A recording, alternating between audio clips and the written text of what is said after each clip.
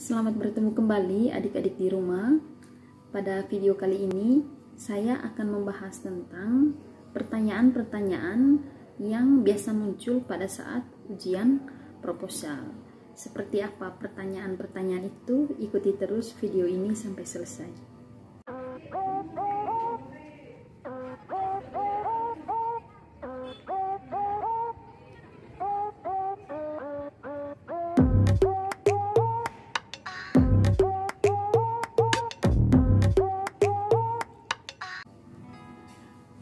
Oke adik-adik, setelah kita menyusun proposal skripsi dari bab 1 sampai bab 3, kita sudah mulai bahagia ya. Tapi bahagianya itu jangan kelewatan karena ada satu langkah lagi yang harus kamu tempuh, yaitu ujian proposal. Jadi apa yang kamu rancang di dalam proposal itu akan diuji supaya nanti pembimbingmu tahu apakah kamu sudah paham dengan jalan penelitianmu nanti. Apakah kamu benar-benar mampu melakukan penelitian atau melaksanakan rancangan yang sudah ada di dalam proposal yang sudah kamu bahas itu. Nah, nanti melalui ujian proposal ini nanti pembimbingmu itu akan memberikan pertanyaan-pertanyaan yang berhubungan dengan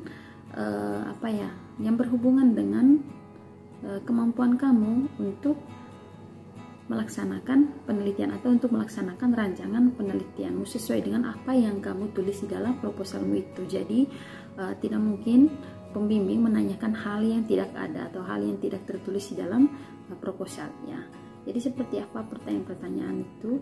Yang pertama, saya sudah menyiapkannya tadi, dan ini ada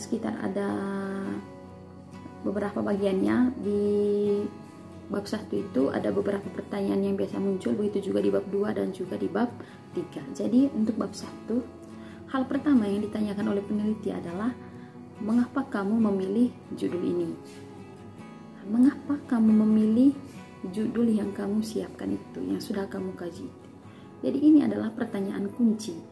Pertanyaan ini harus kamu jawab dengan baik dan tentunya harus benar ya, supaya nanti tidak menimbulkan keraguan pada dosen pembimbingmu. Kamu harus meyakini dosen pembimbingmu bahwa proposal itu adalah kamu sendiri yang menyusunnya, kamu sendiri yang menyiapkannya, dan kamu paham arahnya kemana gitu. Jadi di sini mengapa kamu memilih judul itu? Kamu menjelaskannya karena ditanya mengapa, maka saya memilih judul ini karena gitu ya. Jadi kamu menyampaikan alasanmu mengapa kamu memilih judul itu. Tentunya kamu di sini harus membahas tentang masalah yang terkait dengan judul itu gitu, karena nanti ini ada hubungannya dengan pertanyaan seperti ini. Apa masalah dalam penelitian ini? Jadi kamu harus menjelaskan dengan baik masalah dan sepenting apa masalah itu dikaji. Kamu harus meyakini pembimbing bahwa masalah yang kamu kaji atau judul itu dikaji dengan alasan apa, urgen level urgennya itu seperti apa ya. Kamu harus menjelaskannya dengan baik ya. Di sini juga harus disesuaikan dengan teori-teori yang kamu gunakan begitu. Nah, itu dia hal yang pertama yang biasa ditanyakannya. Mengapa kamu memilih judul ini? Atau apa masalah dalam penelitian ini? Kamu harus bisa jelaskan masalahnya apa gitu. Mengapa kamu memilih judul ini? Karena apa? Kamu harus jelaskannya karena masalah yang berhubungan dengan judul ini sangat penting untuk dikaji. Di mana masalahnya ini adalah bla bla bla, kamu jelaskan itu masalahnya seperti apa. Nah, mengapa ini penting untuk dikaji sekarang? Pentingnya itu mengapa? Kamu harus jelaskan sepenting apa masalah itu dikaji gitu. Sehingga nanti meyakini pembimbingmu itu yakin dengan judul kamu gitu. Kemudian yang kedua, apa tujuan kamu melakukan penelitian dengan judul ini? Artinya begini, tujuan penelitianmu apa? Nah, tujuan penelitian ini adik-adik secara tersurat di dalam proposalmu itu kamu harus menulisnya dengan memilih kata kerja yang tepat. Saya sudah pernah bahas sebelumnya di video-video sebelumnya tentang cara menyusun tujuan penelitian gitu. Jadi tujuan penelitian itu dibuat dengan menggunakan kata kerja, misalnya untuk menjelaskan atau untuk mendeskripsikan ya. Kalau kualitatif biasanya untuk mendeskripsikan atau untuk mengkaji. Pokoknya kamu memilih kata kerja yang tepat, yang operasional, yang benar-benar mewakili apa nanti yang akan kamu lakukan setelah kamu melakukan penelitian. Misalnya penelitianmu itu tentang analisis minat baca pada siswa sekolah dasar, maka di sini kamu hanya melakukan analisis minat baca. Maka ini adalah penelitian kualitatif yang mana nantinya setelah kamu mendapatkan data tentang minat baca pada siswa sekolah dasar, maka kamu tinggal mendeskripsikan saja di bab 4. Maka inilah mengapa saya katakan tadi bahwa pemilihan kata kerja pada tujuan penelitian itu sangat penting dan itu adalah kunci. Jangan sampai salah. Terlihat simple ya, kata kerja itu terlihat tujuan penelitian itu hanya satu kalimat ya, hanya satu kalimat, tetapi pemilihan kata di dalamnya itu menjadi kunci. Apa yang kamu karena mengapa menjadi kunci, karena itu akan menjadi gambaran apa yang akan kamu lakukan setelah kamu mengumpulkan data nantinya. Paham ya? Gitu. Itu apa tujuan penelitian saya di sini? Misalkan untuk mendeskripsikan minat baca pada siswa sekolah dasar, atau untuk mengkaji bla bla bla, atau apa ya, atau untuk menganalisis seperti itu. Jadi di sini harus sesuai ya, harus sesuai. Misalnya ada kata kerja tertentu pada tujuan penelitian yang menggambarkan bahwa itu adalah penelitian kualitatif. Kemudian ada kata kerja tertentu yang menggambarkan bahwa itu adalah penelitian kuantitatif. Jadi jangan sampai salah pilih, jangan sampai judul kamu adalah atau penelitian kamu adalah kualitatif, kamu menggunakan kata kerja yang menggambarkan itu sebagai penelitian kuantitatif. Kebalik begitu jadinya. Itu jangan sampai terjadi seperti itu.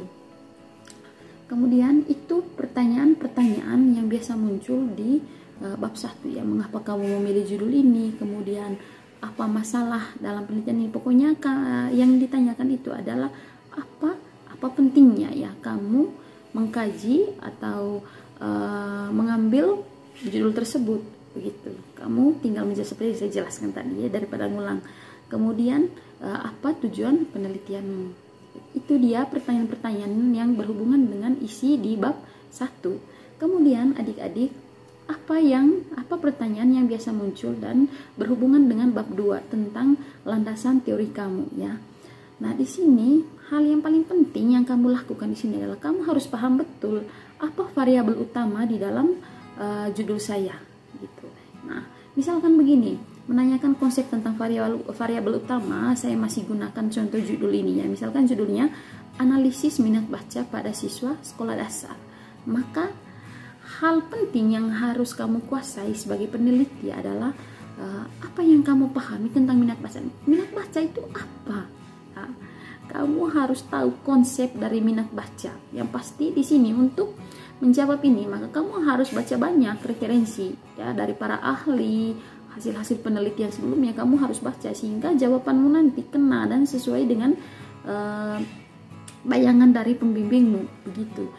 Apa yang kamu pahami tentang minat baca? Kemudian hal lain yang ditanyakan di sini, apa saja indikator utama untuk mengukur minat baca gitu. Itu kalau contoh judulnya seperti itu ya. Jadi pada intinya begini, persiapan yang hal-hal yang harus kamu siapkan itu adalah kamu harus menguasai konsep, menguasai teori yang berhubungan langsung dengan variabel utama penelitian kamu. Itu catatan untuk bab 2, oke? Kemudian berikutnya bab 3. Adik-adik, di bab 3 ini ada beberapa hal rumit yang harus kamu siapkan. Yang pertama, pasti ditanya ini jenis penelitian apa ya? Kamu tinggal memilih apakah kualitatif dan kuantitatif, tapi disertai alasanmu. Kalau disebut penelitian saya ini adalah penelitian kualitatif, disebut atau dikategorikan sebagai penelitian kualitatif itu mengapa. Begitu juga kalau misalkan penelitian kamu adalah kuantitatif, kira-kira masuk dalam kategori kuantitatif itu mengapa gitu ya. Kemudian akan ditanyakan juga sumber datamu apa atau siapa, populasi dan sampel seperti itu ya. Harus kamu jelaskan dengan benar, jangan sampai salah. Lalu pertanyaan berikutnya, ini juga pertanyaan kunci teman-teman. Teknik pengambilan datamu nanti apa?